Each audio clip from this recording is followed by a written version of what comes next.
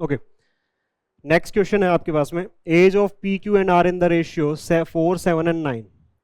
तो P Q and are 4 7 और 9 है आपके पास में, मान सकते हैं इसकी एज 4x 7x और 9x होगी।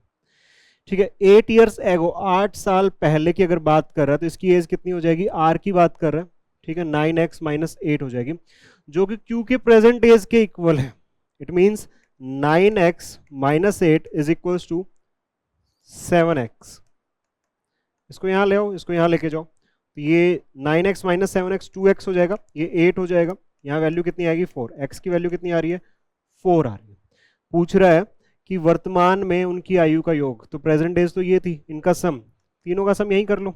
ठीक है, आपके उसमें 7 4 11 और 9 20x हो जाएगा, और x की वैल्यू कितनी आई है 4, तो कितना आ जाएगा 80। आंसर कहाँ है, B, B is the right answer.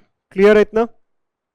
मुझे लगता है इसमें कोई प्रॉब्लम होगी, इजी क्वेश्चन था ये 24 में 2019 का इवनिंग शिफ्ट का। नेक्स्ट इस क्वेश्चन को देखिए, P and Q invested in A business. P और Q ने इन्वेस्ट किया कितना, 5:13 इन्वेस्ट किया। Q withdraw his capital after 6 month if they share their profit in the ratio, profit ये इन्वेस्टमेंट है और ये प्रॉफिट का रेशियो है जो कि कितना है 25 एंड 26 का है। तो for how long was P's amount used, P का अमाउंट कितने लंबे टाइम तक, मतलब टाइम पूछा है कितने महीने के लिए इन्वेस्ट किया था, पी ने ये पूछा है, इसने 6 महीने के लिए इन्वेस्ट किया। तो ये देखो, एक चीज मैंने आपको बताया था कि प्रॉफिट जो होता है वो इन्वेस्टमेंट इनटू आपके पास में क्या होता है, टाइम होता है।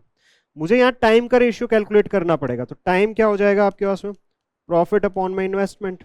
तो प्रॉफिट 25 डिवाइड बाई 5 कितना आएगा 5, 26 अपॉन 13 कितना आएगा 2।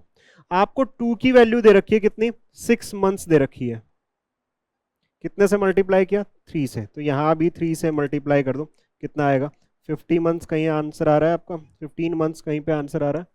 This is the right answer, this is the right answer. Clear? तो ये एक इजी सा क्वेश्चन था आपके पास में इन्वेस्टमेंट का,